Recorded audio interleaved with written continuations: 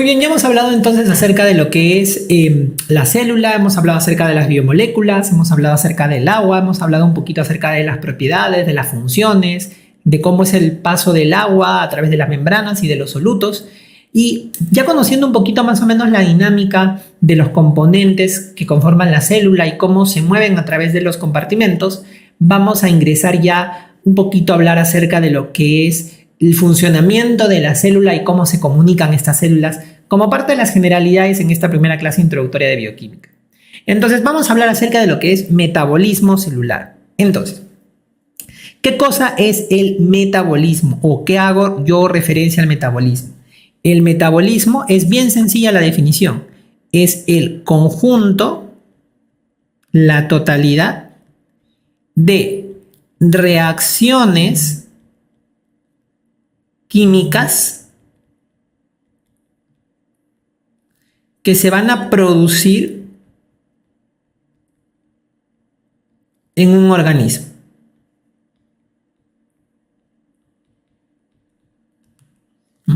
Acuérdate cuando tú viste química, ¿no? En el primer año, ¿no? Te enseñaron mucho acerca de las reacciones químicas. Todas las reacciones químicas que se veían producir, ¿no? Entonces, en nuestro organismo se producen una infinidad de reacciones químicas. Entonces, al conjunto de todas esas reacciones químicas que se van a producir en un organismo, se le conocen como metabolismo. A eso se le llama metabolismo. ¿Ya? Y el metabolismo, chicos, es importantísimo, porque estas reacciones químicas a través del metabolismo me van a permitir dos cosas importantes, dos funciones importantes va a tener el metabolismo. Esas funciones que yo voy a tener, que van a ser importantes, van a ser básicamente, uno, que me va a permitir la síntesis y degradación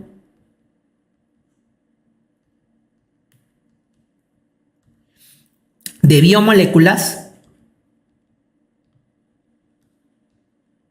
y lo segundo me va a permitir obtener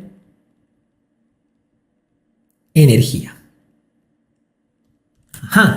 Entonces el metabolismo va a permitir que haya síntesis y degradación de biomoléculas, que son importantísimos componentes dentro de la célula, y también la obtención de energía, que vamos a hablar ahorita un poquito de energía y la importancia para la célula, ¿no?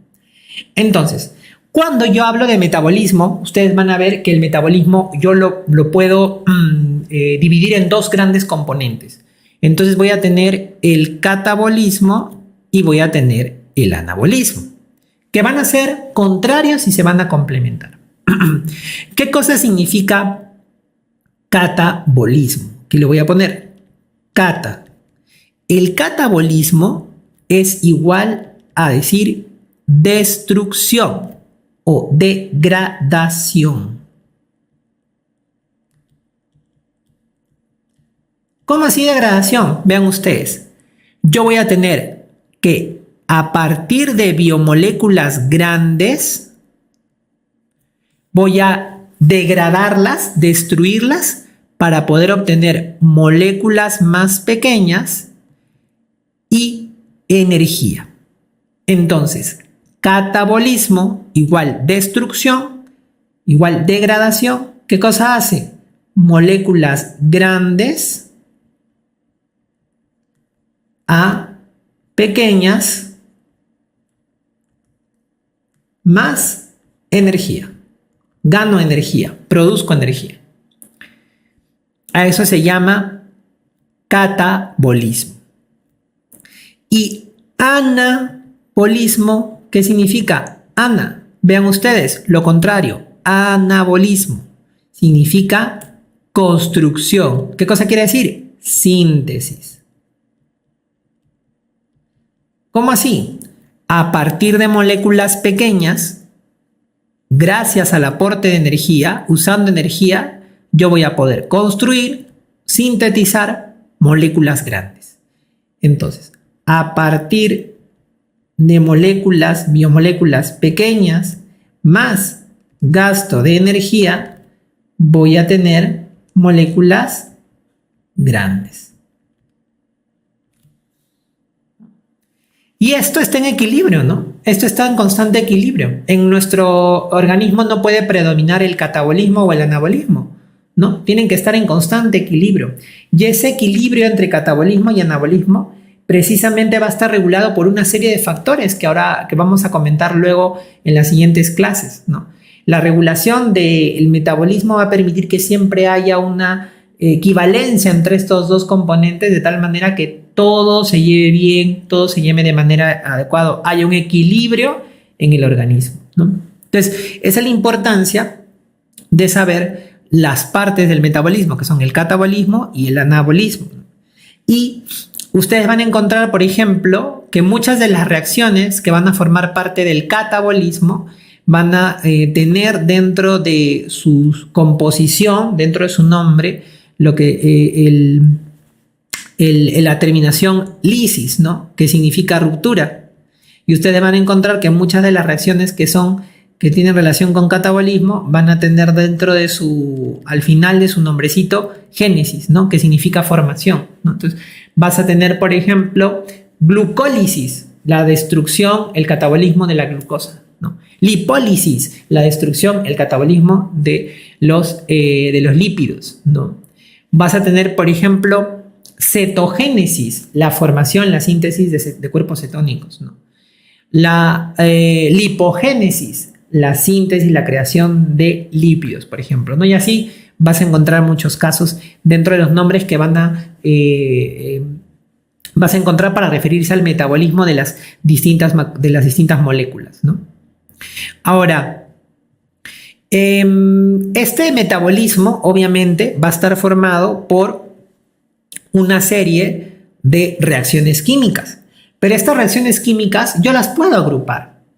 Entonces, cuando yo agrupo las reacciones químicas, entonces a esa, digamos, agrupamiento de reacciones químicas yo le voy a conocer como una vía metabólica. ¿Qué cosa es una vía metabólica? Una vía metabólica es cuando yo agrupo, o la agrupación de ciertas reacciones químicas que tienen un objetivo o un fin común. Porque en el metabolismo entran todas las reacciones químicas, pero en una vía metabólica son reacciones químicas que tienen un fin común.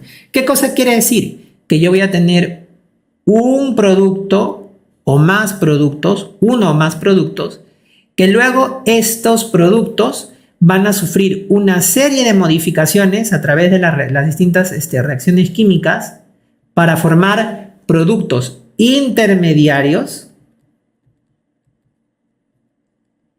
Y estos productos intermediarios igual van a seguir siendo sometidos a distintas reacciones químicas, y estas reacciones químicas van a dar finalmente un producto final, un fin común. Eso se llama una vía metabólica. Entonces yo voy a tener, por ejemplo, que cuando yo hablo de un proceso, como les había mencionado yo, la glucólisis, que es la degradación de la glucosa, por ejemplo, el primer paso en la degradación de la glucosa, vamos a tener una vía metabólica de la glucólisis, que va a empezar con la glucosa, van a haber una serie de reacciones químicas que van a generar intermediarios y va a terminar con una molécula final, como vamos a ver luego, que es el piruvato, por ejemplo, ¿no? Entonces, cada vía metabólica es eso, ¿no? Inicia o con una determinada sustancia, hay intermediarios en el medio y vamos a terminar una sustancia final, ¿no? Y dentro de todo este proceso hay varias reacciones químicas. Entonces yo voy a tener que las vías metabólicas pueden ser vías metabólicas lineales, donde ustedes vean de forma consecuente, ¿no? Un producto genera otro, este genera a su vez otro y este genera al final otro, ¿no? Es lineal. Y ustedes van a ver que para la conversión o la generación de un producto a partir de otro, aquí van a ver una regulación de estas reacciones enzimáticas, ¿no? Porque cada una de estas flechitas es una reacción química, y cada una de ellas va a estar regulada, como vamos a ver luego, ¿no? Vamos a tener vías ramificadas, ¿no? ¿Cómo son las vías ramificadas en este caso? Que, por ejemplo, a partir de un compuesto, ¿no? De un compuesto, yo voy a generar de manera lineal, similar al anterior, determinados compuestos, ¿no? Pero por ahí algunos de los compuestos intermediarios en la reacción también se pueden desviar y pueden generar otros compuestos adicionales, Entonces voy a tener una vía metabólica ramificada, que va a poder tener varios productos finales que se van a poder generar de un producto inicial a través de las distintas reacciones químicas. Y finalmente voy a tener una vía cíclica. Las vías metabólicas cíclicas, vean ustedes, yo voy a iniciar, generalmente en estas vías se inician con voy a iniciar con, vean, dos compuestos, ¿no? Y voy a empezar a crear una serie de reacciones con intermediarios, pero vean que el final de esta vía metabólica, el producto final que yo voy a tener, va a participar en la reacción inicial de esta vía metabólica. Entonces se crea como una especie de ciclo o de círculo, ¿no? Donde el producto que inició también termina siendo el producto final de esta vía, ¿no? Entonces, aquí yo voy a encontrar que las distintas reacciones que se producen en nuestro organismo van a formar parte de estas vías metabólicas. Y así, por ejemplo, es conocido que algunas van a ser vías metabólicas totalmente lineales, como vamos a ver, por ejemplo. Vamos a tener otras que van a ser ramificadas y otras que van a ser cíclicas, ¿no? Por ejemplo, uno muy conocido cíclico vendría a ser, por ejemplo, el ciclo de Krebs, que vamos a hablar luego cuando hablemos del metabolismo energético, o por ejemplo, el ciclo del Aurio cuando hablemos de las proteínas, ¿no? Ahora, yo les había mencionado que en este caso algo importante dentro del metabolismo celular, o una de las funciones del metabolismo celular, aparte de la degradación y síntesis de las biomoléculas, iba a ser la producción de energía. Entonces, ¿por qué es importante la energía, ¿no? Si yo quisiera definir energía así a grandes rasgos, yo diría que la energía básicamente se puede definir como la capacidad, ¿no?, para realizar un trabajo.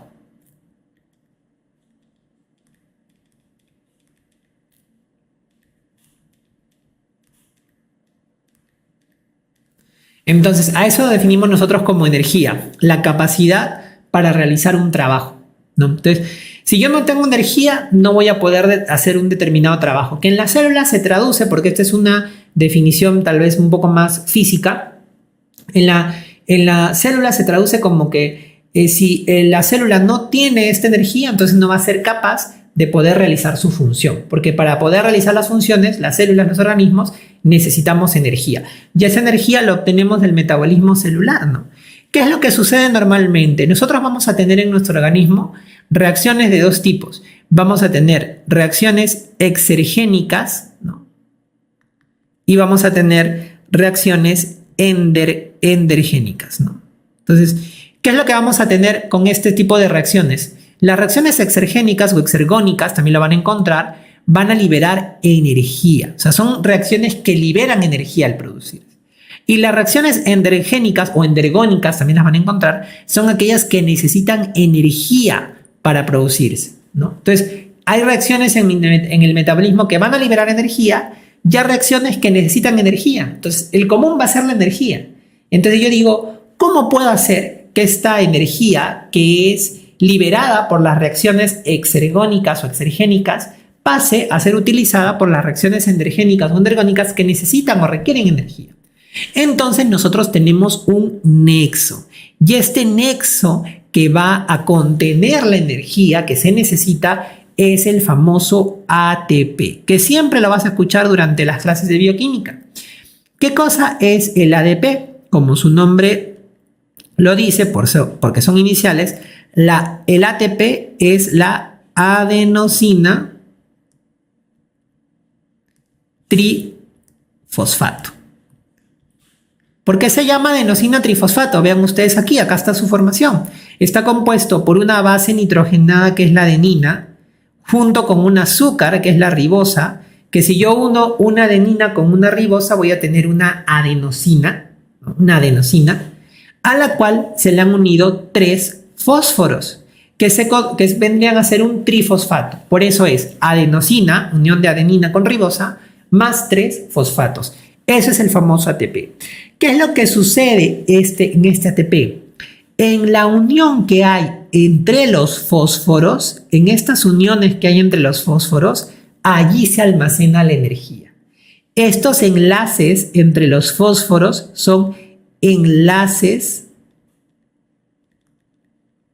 de energía, enlaces energéticos. Ahí se guarda la energía. Entonces, ¿qué es lo que sucede? Vendría a ser como la moneda energética. Entonces, el ATP, cuando yo necesito energía, lo que hago es, le quito un fósforo, rompo ese enlace y la ruptura de ese enlace va a liberar un fósforo, pero también va a liberar energía. Y esa energía va a poder ser utilizada por la reacción que necesita la energía. Obviamente, al liberarse un fósforo, entonces yo me voy a quedar con una molécula que tiene un fósforo menos, que se conoce como ADP. El ADP vendría a ser la adenosina difosfato, porque solo tiene 2 fósforos. Entonces, ¿qué es lo que sucede? Esta adenosina difosfato, ¿no?, va a ver que por ahí hay una reacción exergénica que ha liberado energía. Coge esa energía, le une el fosfato y se vuelve a formar un ATP, porque está en constante renovación. El ATP se rompe, un fósforo, libera energía y luego esa molécula que se ha quedado, que es el ADP con 2 fósforos, agarra energía de otra reacción que ha liberado energía, agarra un fósforo y ahí empaqueta la energía en ese enlace que es un enlace altamente energético. Entonces el ATP y el ADP van a servir como el que va a permitir contener esa energía. Entonces, ve por ahí, se está liberando energía. Entonces el ADP viene, jala esa energía, une un fósforo y ya se llevó su energía.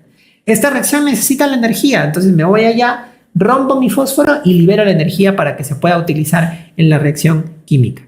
Entonces el ATP termina siendo, o nosotros le conocemos de forma, digamos, coloquial, como la moneda energética que nosotros tenemos en el organismo.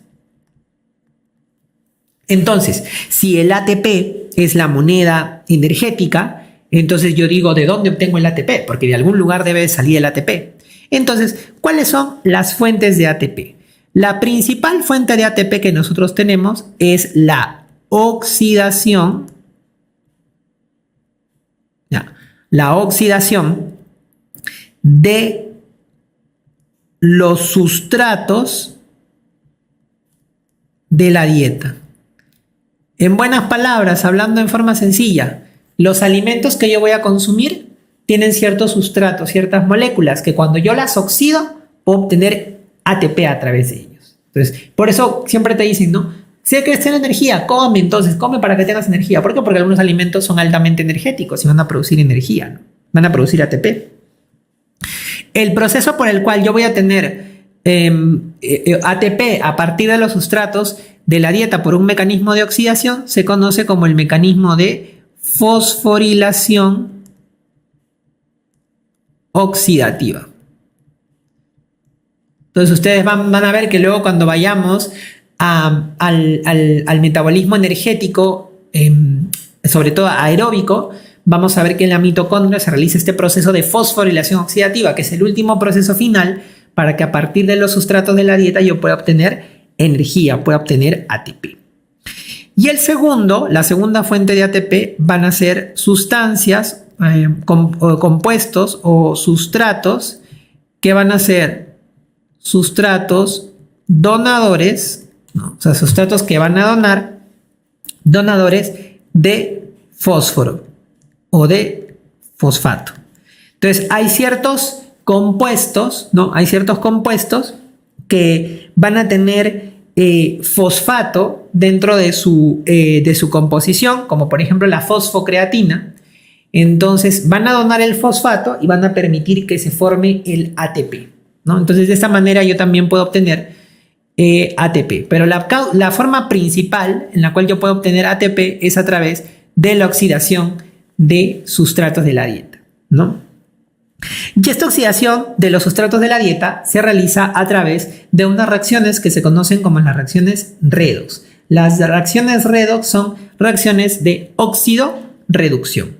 Entonces, ¿qué voy a tener en estas reacciones de óxido-reducción? Yo voy a tener aquí, primero, como habíamos mencionado, que los nutrientes que yo voy a obtener, lo que yo voy a ingerir de la dieta, los nutrientes que yo voy a obtener de la dieta, ¿no es cierto? Estos nutrientes van a ser la fuente de energía. Esta van a ser mi fuente de energía.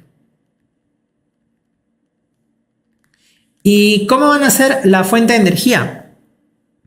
Porque estos nutrientes, sobre todo, van a liberar, cuando se produzca el proceso de oxidación de estos nutrientes van a liberar electrones. Van a liberar electrones. Y estos electrones que se van a liberar, que sobre todo estos electrones cuando se liberan, ustedes van a ver que en las reacciones químicas van a estar representados como la liberación de hidrogeniones, de hidrógenos. Entonces, estos que se liberan van a poder unirse, estos electrones, a unos transportadores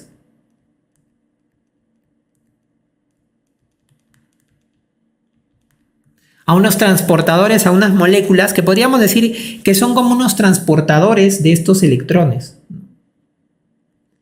Y estos transportadores de electrones son dos conocidos principalmente dentro de las reacciones redox, que son el NAT y el FAT, ¿no? ¿Qué cosa es el NAT y qué cosa es el FAT? El NAT es la nicotinamida,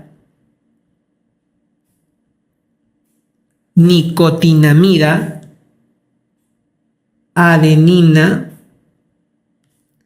dinucleótido,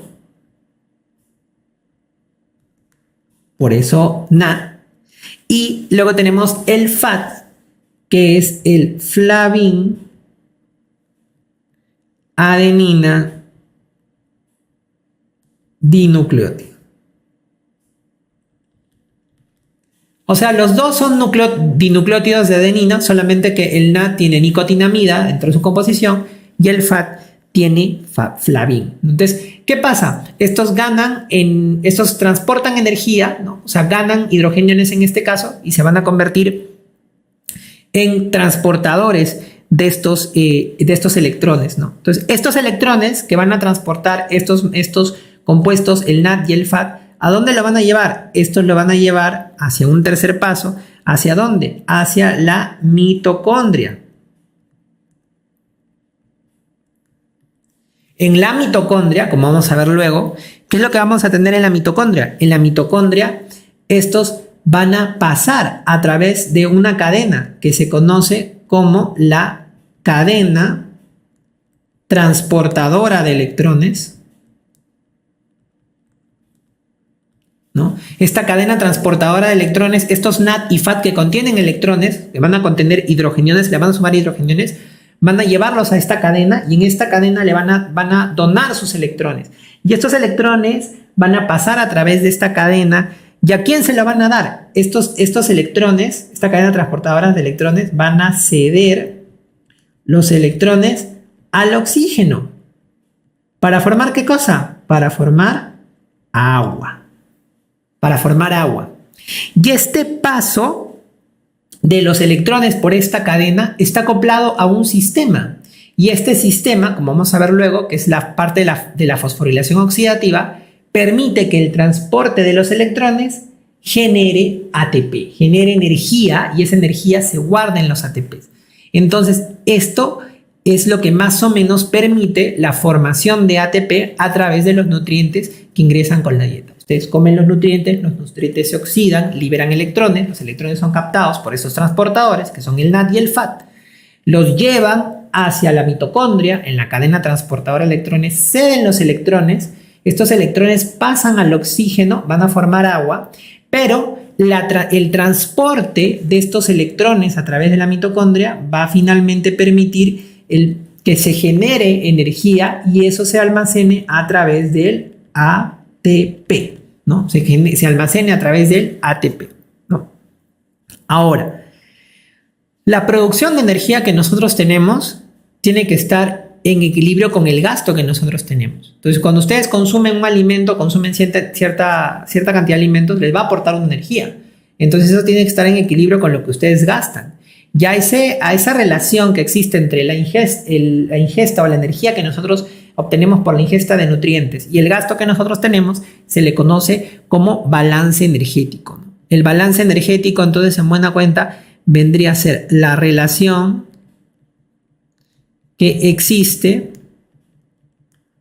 entre la energía que yo tengo por la ingesta y el gasto de energía. Entonces, lo ideal sería que la ingesta sea igual al gasto. Entonces, si yo ingiero una cantidad de energía a través de los alimentos que es igual al gasto que yo tengo, entonces aquí a esto se denomina equilibrio energético, que es lo ideal, ¿no? Nosotros deberíamos consumir la cantidad de nutrientes, la energía que necesitamos en los nutrientes, de acuerdo a lo que yo voy a gastar. Si yo tengo que ingiero más de lo que yo gasto, entonces a eso se denomina superávit energético. Estoy superando la energía que yo necesito porque estoy comiendo, ingiriendo más de lo que gasto. Esto es importante entenderlo, porque si yo tengo un superávit energético, entonces esto, por ejemplo, me va a llevar a que de manera clínica, nutricional, el paciente incremente de peso y entonces se va a relacionar con el incremento del peso en relación sobre todo a ¿qué? Al tejido adiposo, porque vamos a ver que la grasa es la forma como se reserva sobre todo la energía en nosotros. Y si yo tengo que la ingesta es menor al gasto, o sea, ingiero menos alimentos energéticos de lo que yo estoy gastando más de lo que ingiero, entonces a esto se conoce como un déficit energético. Entonces, ¿qué es lo que pasa en el déficit energético? Como yo estoy ingiriendo menos de lo que gasto, entonces mi cuerpo empieza a gastar de la reserva, que es el tejido adiposo. Entonces estos pacientes disminuyen de peso porque se disminuye también el tejido adiposo, ¿no? Hay una disminución de tejido adiposo porque el tejido adiposo es el tejido que va a guardar ahí, sobre todo la energía se va a guardar en forma de grasa en nosotros, en nuestro organismo. Entonces, de esa manera aumenta la cantidad de tejido adiposo, ¿no? De ahí que la explicación de por qué algunas personas suben de peso o bajan de peso si es que no hay un equilibrio entre la energía y el gasto. Lo importante que es, como les decía yo, en la bioquímica, conocer que la dieta, una alimentación saludable y una actividad física o un ejercicio regular pueden llevarte a tener un balance energético.